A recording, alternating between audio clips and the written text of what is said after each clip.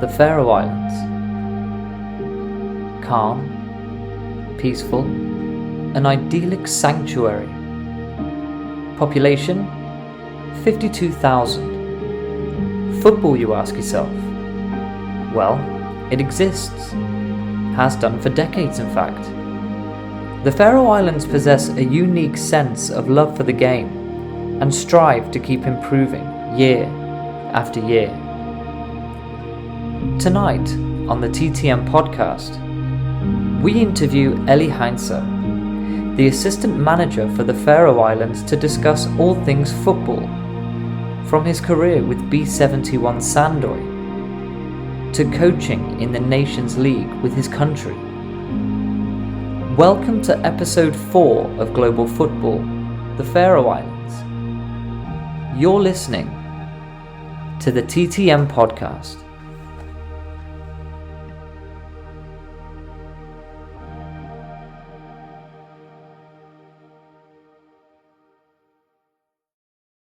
Good evening and welcome to the TTM podcast. Part of our Global Football series sees us tonight interviewing the assistant manager of the Faroe Islands, Eli Hentze. Welcome. How are you?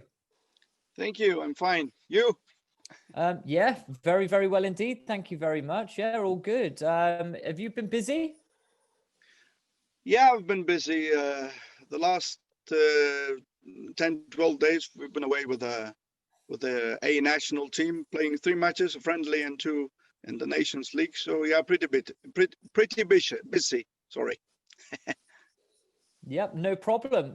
For our listeners, what we're going to do, just to give it a quick breakdown, is talk about your life in football, from the very beginning, from your first moment that you fell in love with the game, as we all have, right the way through to the current day.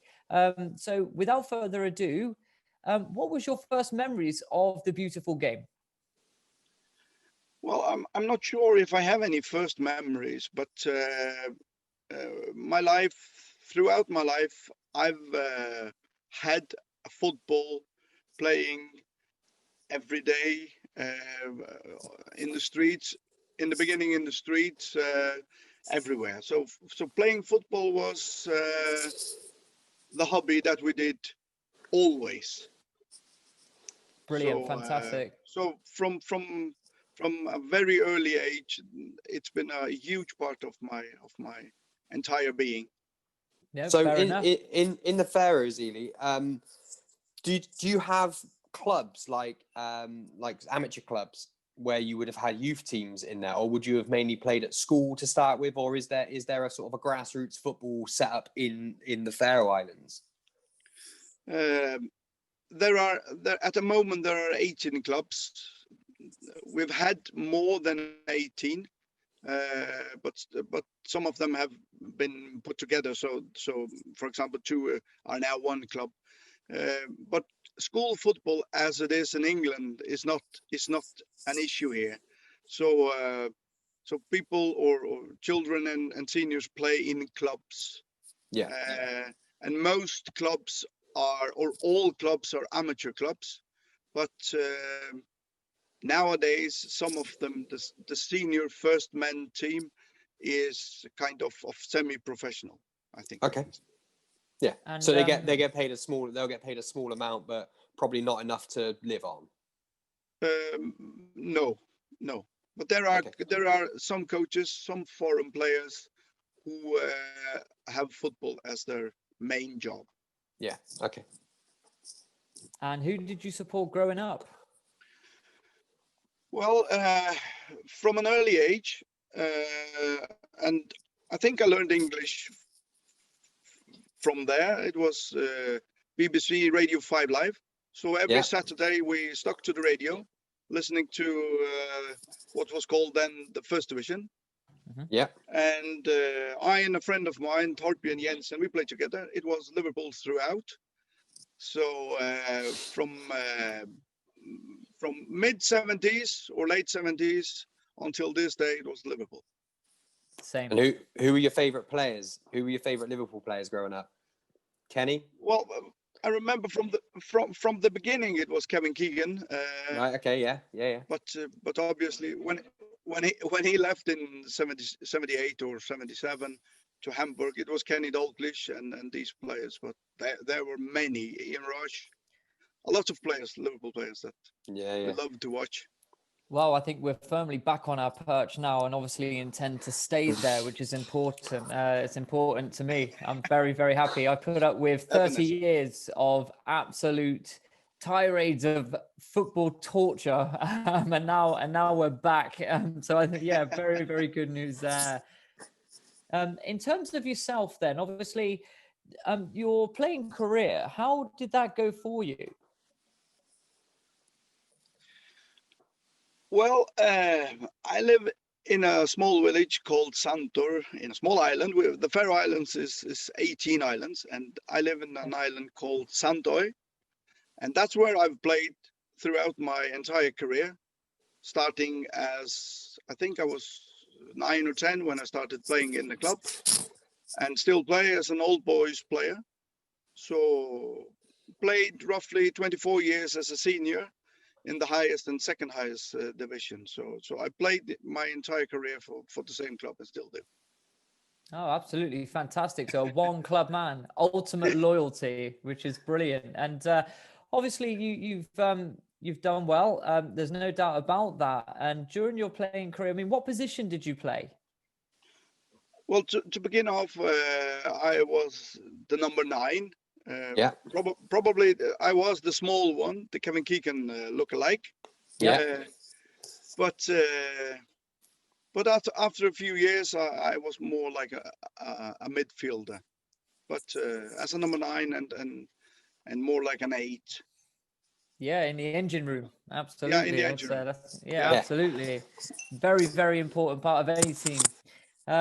So obviously from there, through your playing career, did you always have your eye on a managerial coaching career as you began to get older from the game? And how did you sort of fall into that? I gather you had a very good relationship, clearly, with B71 if you played there your whole career, and maybe it was always the plan to go into the management with them. Well, working in a grassroots environment, you not obviously, but I did and others did as well. You're part of the board, you're part of the coaching staff, taking care of the kids' football, children's football as well. So I started up early as a coach. I had different roles. I was the chairman of the club also. So that's the reality if you're living in a small environment. So I think I grew into it, and at a relative early stage, I took the badges while playing. So I had my badge early on, and started off with the youth national teams as well. So I've been in coaching for 20 odd years already. So would it be fair to say, Eli, that maybe back in your playing career, probably what we're looking at, the sort of mid to late 80s into the 90s? I played my last game in the top division in 2011, I think. Oh, okay. Okay, sorry. No problem. Wow, I didn't expect that. Okay. No, I didn't either. So brilliant. Yeah. Would it be fair to say then that the standard in the Faroe Islands, what would you compare it to? Is it semi-professional, like you said? Would you compare it to maybe the National League in England? I think it's impossible to compare it. Well, the champions from last year, Kauai from Klaksvík, they progressed in the Champions League.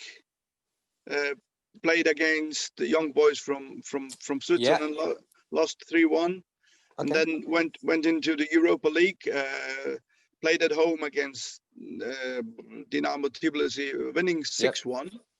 Really? And then progressing, playing in Ireland against Dundalk, champions from, I think they were champions. No, I'm not sure, but team from Ireland, Dundalk. Dundalk have actually they qualified again this year, haven't they? Into the group stages. Yeah, they qualified for. They're a good side. Yeah. So and Koi lost 2-1 there. I think it's impossible to kind of compare. People here in the Faroes know that our league is one of the bottom leagues in Europe, and that's normal because the numbers of people living here are not that high. So it's difficult to compare. I mean, a nation of around 48,500, you could fit comfortably inside a normal top division football stadium, for instance, in our country, without being disrespectful in any way. That's the truth. Well, I mean, when you look at it, though, and you look, for instance, the state of the league in Scotland, could you put your mortgage on anybody outside the top four in Scotland beating Dynamo Tbilisi? I don't think you could. And actually, no, that's I wouldn't. a credit, and I think that's a credit to the Faroe Islands League there, and for that team to go and get that victory. That's a massive win. I've heard of them. Yeah, absolutely. And, full credit there as well. So you're obviously clearly doing a good job from grassroots right the way up through that system there. Yeah, definitely. To beat a team from Georgia. Okay, Georgia is probably not highest ranked in Europe. They aren't the highest ranked in Europe, but with their history from former Soviet Union football culture, they are a great team. And coming here and been beaten 6-1, that was massive. Everybody knows Georgia, and there's some really good players have come out of Georgia. You think Georgia Kikladze. I think Tamuri Ketsbaya, was he Georgian as well? Yeah, he was. Kakpaladze. So we've had Georgia's a well-respected footballing nation, certainly in Europe, and any team from that Eastern Europe area is always technically sound as well. So I think by saying the National League, I was probably doing you a bit of a discredit there, Ellie. No. But it's probably better than that. Would it be fair to say there's top teams in Faroes, like you mentioned? But then probably a bit of a gap. I would maybe compare it possibly to like the Scottish League, where you've got Celtic and Rangers, and then a massive gap to the rest of them. Have you got sort of like a dominant team, and then there's a bit of a gap to the rest, or is it a competitive league? Like, is it can anybody beat anybody on the day? No, the big issue at the moment, it has been over the last few years, is that the gap has really, really appeared. Teams participating in Europe relatively getting huge amount of money, and that's one factor which is evident that it creates this gap. So at the moment, and it has been an issue for a few years now, we have 4 or 5 teams. They are running away like Rangers and Celtic have done in Scotland for a number of years. Yeah. So that is an issue which is of concerns for people here in the Faroe Islands. It's the same in probably a lot of leagues. I mean, to put it into, it's all relative in the sense, but you look at La Liga, for example, Barcelona and Real Madrid, you can pretty much guarantee they're going to finish top 2. Bundesliga, you can guarantee that Dortmund and Bayern are pretty much going to finish top 2. Paris Saint-Germain and Monaco and Lyon, you can guarantee they're going to be probably the top 3 in France. It's very relative, and again, like you say, it's the European competitions, the money that brings. Even in England, to be fair, there's a lot of talk about it now. They're trying to, is it Manchester United and Liverpool are trying to monopolise the money at the top again. So it's happening throughout Europe, and like you say, it does come down to the European competitions. They're worth their weight in gold, really, aren't they? We European spots.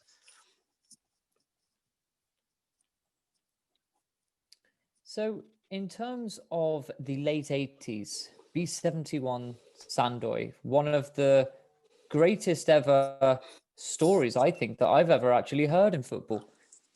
Do you want to tell it to the listeners? Yeah, no problem. Well, my first year as a senior, I was 16, 17. We played in the 3rd highest league, winning. So in our second year, 88, in the 2nd division, we won 2nd division and were promoted to the top league. And in 89, the same year, first year, we were champions unbeaten. So that was a massive run, really, really unexpected. But we had great players coming through, and in '89 we had 2 players coming in from Poland. Had just finished playing at the top level there, so it was obvious that they made a huge impact. So it really was a great year. It was a great time in the '80s. And I gather as you go through that season, when you win the league, to go undefeated. I mean, as a Liverpool fan, I think for 80%, it looked like we were going to do it, and it starts to then become a bit of a snowball effect. It's literally week in, week out. You start to develop a confidence, and then an aura comes around the team. So anybody else that comes to play you, as soon as they go 1-0 down, it's quite difficult to stop them. What happened in the end at B71 Sandoy, at the end of that phase particularly? Well, the story goes on because the year after, we approximately had the same team, but the year after we were relegated. So it was a really, really roller coaster. Well, before the last game away, which we lost 2-0, if we won that game, we would end up in second or third spot. So in 1990, the scoreboard or the league that was so close. We were relegated. Yeah. If we were winning, it would be, I can't remember exactly, silver or bronze medal. So it was. That's unbelievable. That is how many teams were in the league at that time? It was 10 as it is now. Yeah, so that is tight. That is really. It's tighter like than the championship. Yeah, exactly. Yeah, that unbelievable. So on paper, you think, oh well, they won the league and then they got relegated. It sounds like, oh my God, something's gone really wrong. The manager's left. There's been a player revolt. They've completely self-destructed. Really, it's not like that then. It was just such a tight league. It could have so easily been so different. So it's not like that, it's not that you had a bad situation there. It was just unfortunately a tight division. No, we probably weren't as good as we were the year before. In '89, we probably were lucky in some games winning, and that, I don't know if it's luck or you can go whatever you call it, but we lost the narrow games the year after, and then probably confidence was running out. Yeah. In the end, so shit happens. Yeah, it does. It does. Believe you me, going back to it as a Liverpool fan, 2014 away at Crystal Palace, 3-0 up, 10 minutes to go. And the sucker punch literally ripped the soul out of my body. I've been there. It's a horrible feeling, but it is what it is. Cristamble, they call that. Cristamble. Yeah. Sorry, how many times have Tottenham won the European Champions League? Have they ever won the European? I don't think they've ever won it. No. Oh, well, no. Okay. So as we move on, your managerial career, as you mentioned, is absolutely animated, littered with different sort of positions around your career. What sort of happens next?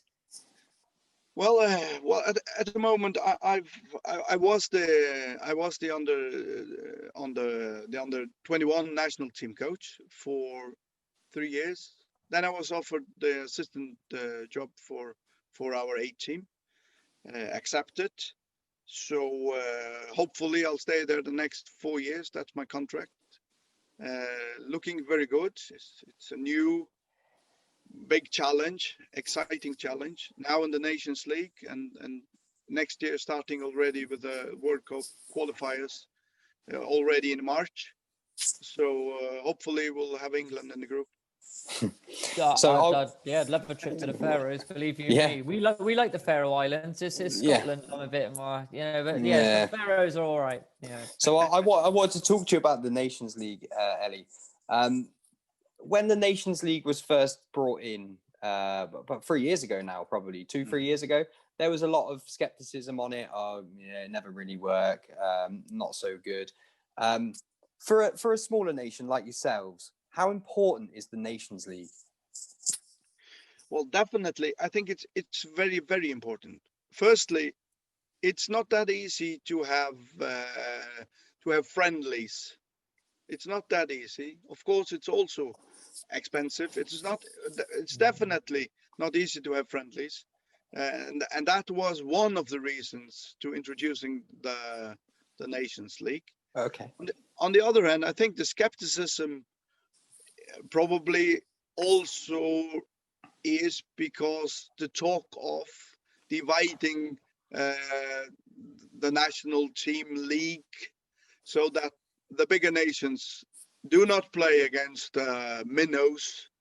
Hopefully that won't be the case, because some say that the Nations League is like the first step towards having this issue solved, so that for England, for example, don't waste time playing against San Marino and Faroe Islands and so on. But hopefully, because this is the bread and butter, I think, in football, that the unexpectedness is there.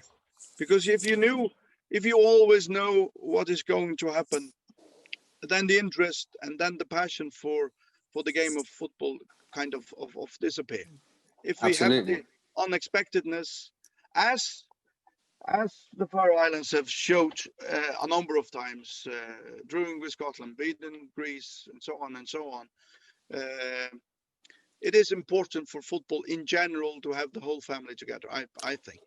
Yeah, and I think with we'll talk about the skepticism of the Nations League. For me, again, it's more football snobbery from the big clubs. Like even England, frustrate me. I see the Nations League as a great opportunity. We went to the finals in Portugal last summer. Should have won it. We should have won it. I really wanted us to win it. Yeah. And I would have treated that as good as anything. It's an international tournament, and it's there's a lot of football snobbery now. Even to the point people are criticising the Europa League. It's football. Like I said, it's football snobbery. I think the Nations League's massive. For countries like yourself, and you look at your group there, Malta, Latvia, Andorra. That's it's an opportunity to play teams around your level, get some wins, blood some young players. You're not under pressure. You don't want to be chucking an 18-year-old in away at Germany, but you can chuck an 18-year-old at home to Latvia, and give them some experience. And I think, like I said, the Nations League, I think, has got a definite part to play. And football's global, football's international. It's not just about the top teams. It's not just about the big money. It's about everyone. And it gives countries like yourselves, Andorra, Latvia, San Marino, the so-called minnows of football, an opportunity. We've done a lot of conversations with people in the Caribbean, Caribbean football, and they have an equivalent, the CONCACAF Nations League.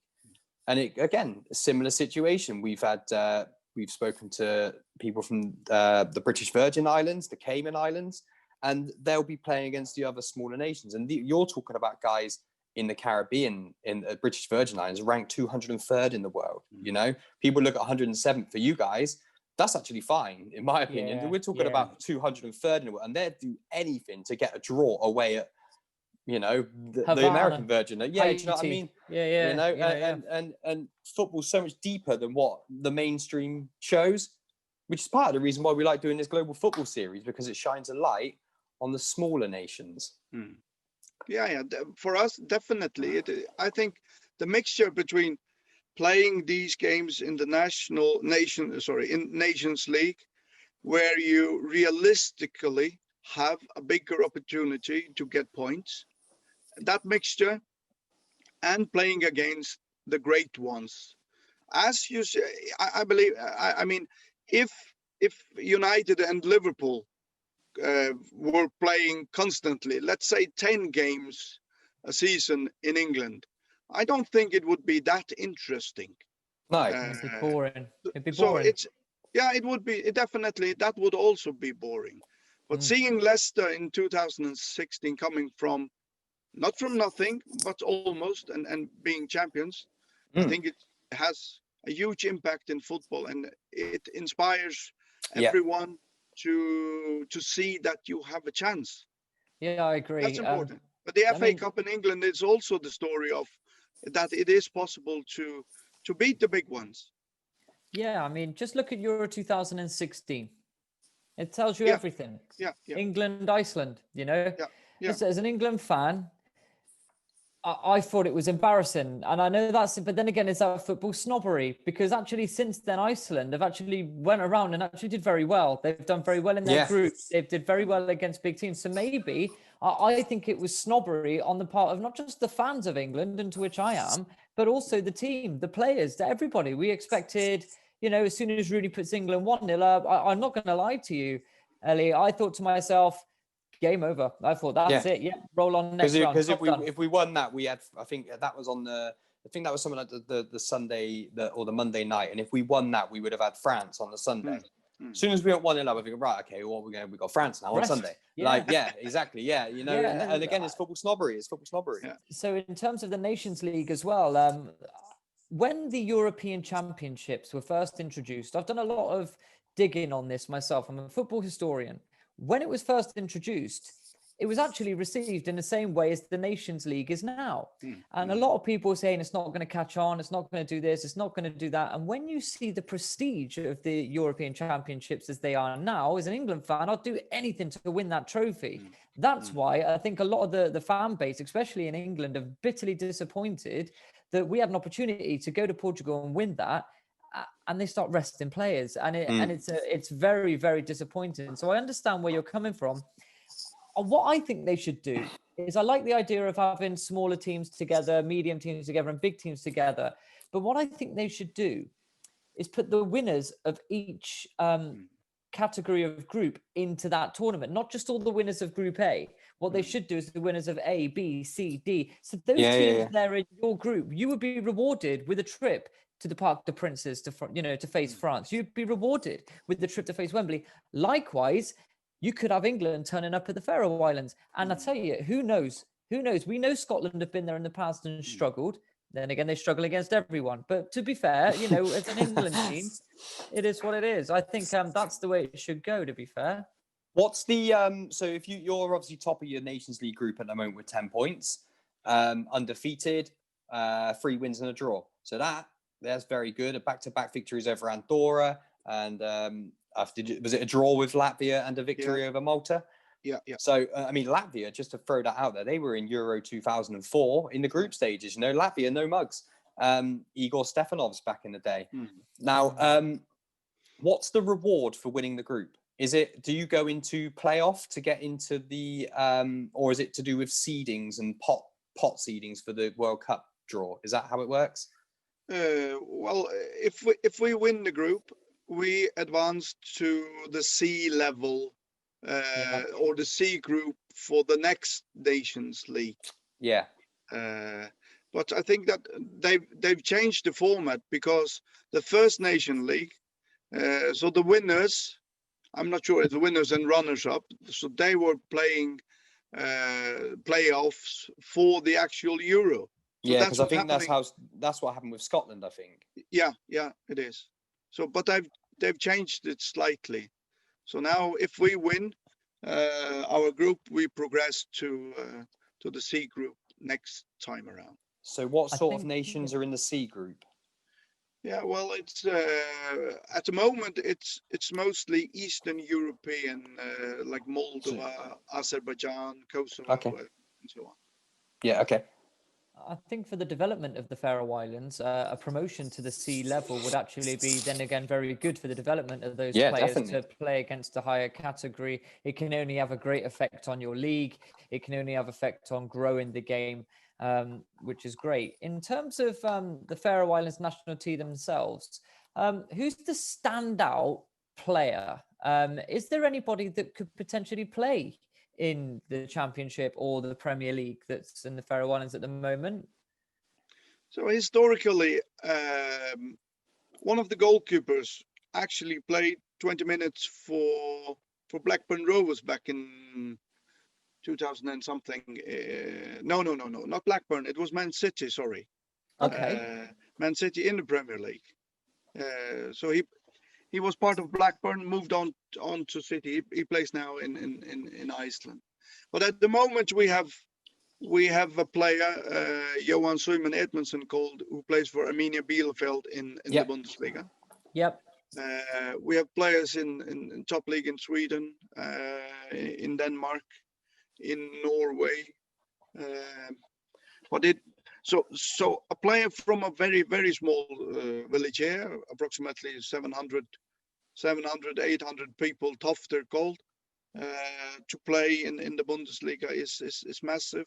It shows that it really is possible, and if it's possible to take part in a Bundesliga team, it definitely is possible as well to be part of the Premier League, and hopefully within years we will see a Faroese player in the Premier League again.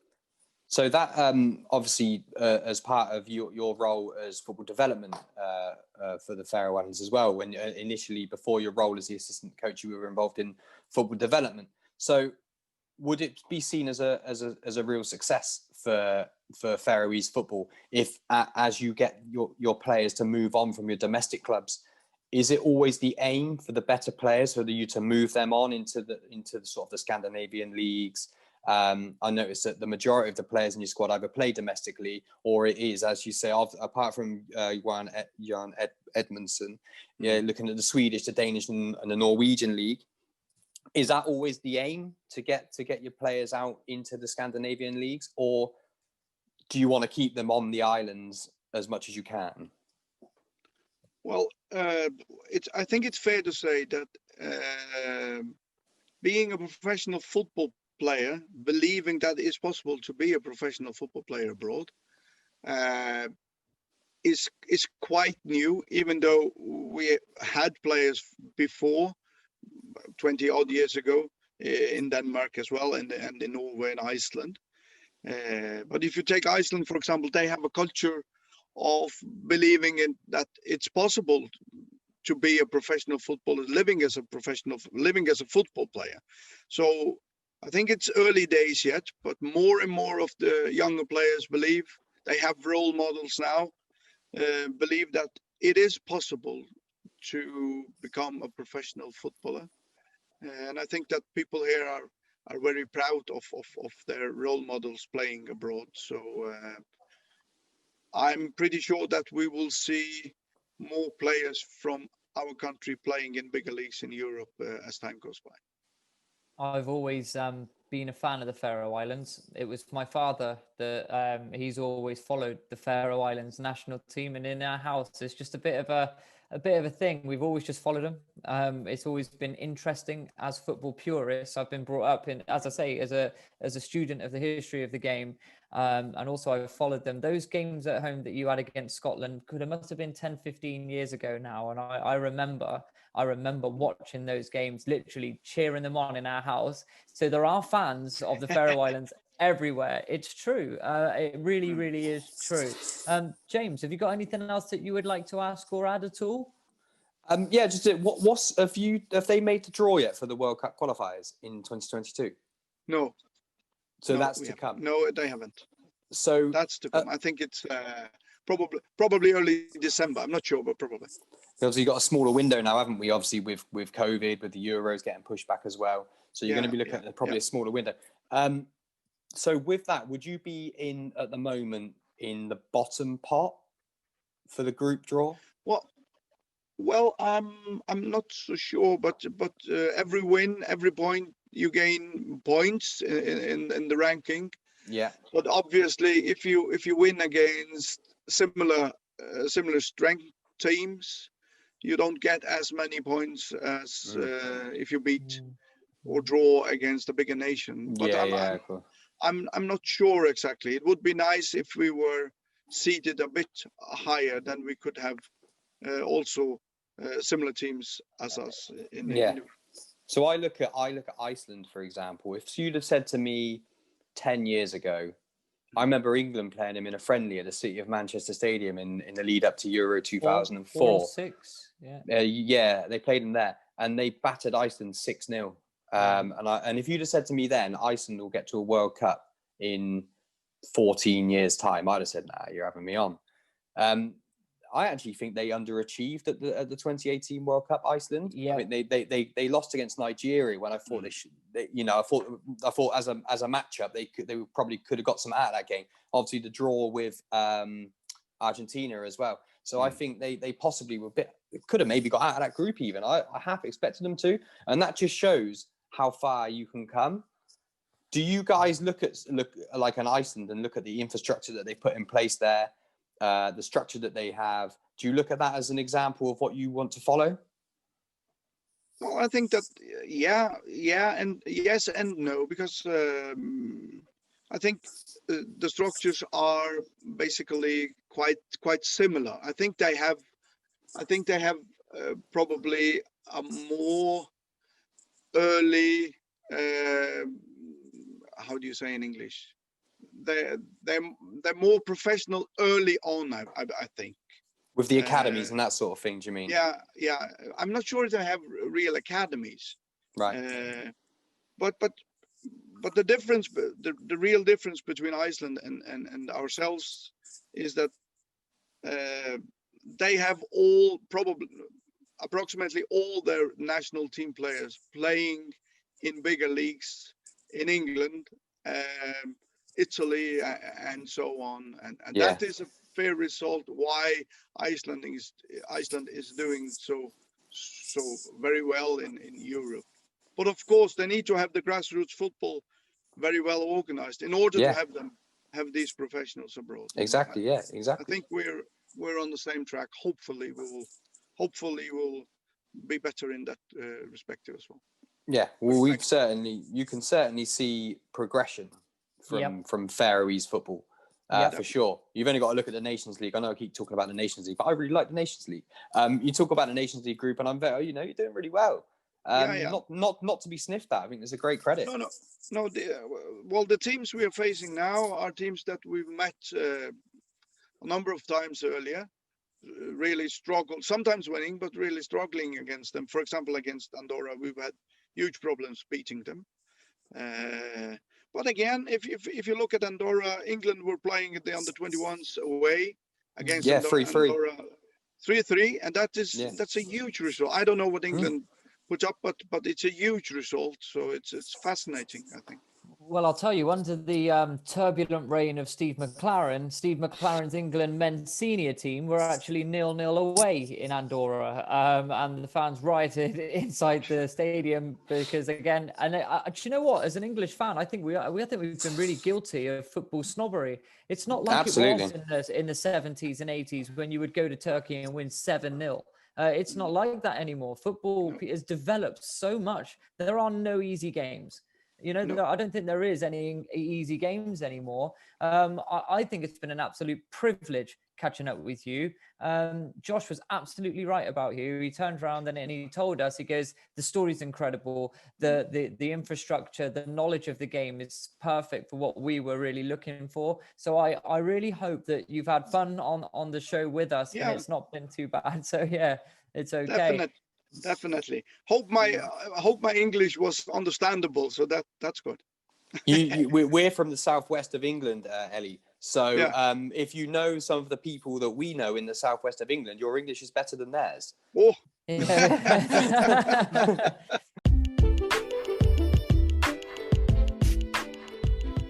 Hello to all our fantastic TTM podcast listeners. We have a real treat for you. Do you have trouble with your sleeping?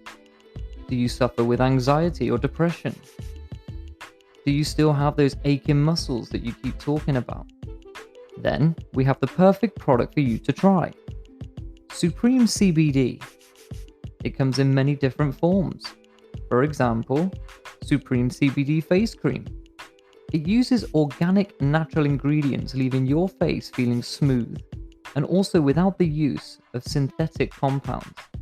For those aching muscles, there's Supreme CBD Muscle and Joint Rub, which penetrates deep into the skin and muscle joints, combining the therapeutic benefits of eucalyptus, rosemary, cinnamon bark, and black pepper in a wonderfully hydrating aloe gel.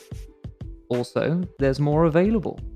We have all of the oils, vapes, and even gummy bears, which are vegan. Now for the best part. Head over to Supreme CBD UK today and enter our unique discount code TTM30 and you will get 30% off of everything on the website. That code again, TTM30.